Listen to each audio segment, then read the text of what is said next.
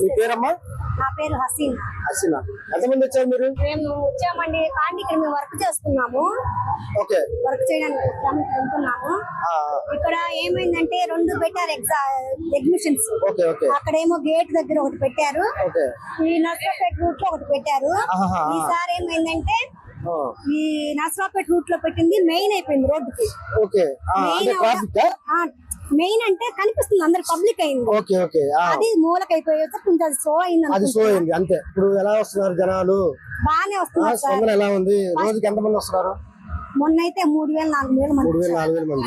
ఇప్పుడు ఏంటంటే కొంచెం ఇప్పుడు హాలిడేస్ తగ్గాయి కదా, ఒక మాదిరిగా వస్తున్నారు. ఒక మాదిరిగా వస్తున్నారు. ఏదైనా మరి ఇక్కడ సాలరీస్ ఇవన్నీ ఎట్లా ఇస్తారండి? బాగా ఇప్పుడు వీళ్ళు ఎక్కువ వచ్చినప్పుడు, పబ్లిక్ ఎక్కువ వచ్చినప్పుడు కొంచెం మనీ ఎక్కువ ఇస్తారు. డబ్బులు ఆ రోజు ఇచ్చేస్తారా? మన ఇష్టం, తీసుకోవచ్చు. ఓకే. మరి మీరు ఇవన్నీ ఒకసారి మీరు కూడా ఎక్కుతారా? మీరు సరదాగా ఎప్పుడైనా ఎక్కుతారా?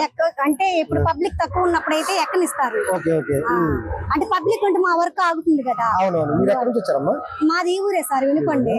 కానీ ఎంతమంది స్టాఫ్ ఉంటారు ఇక్కడ?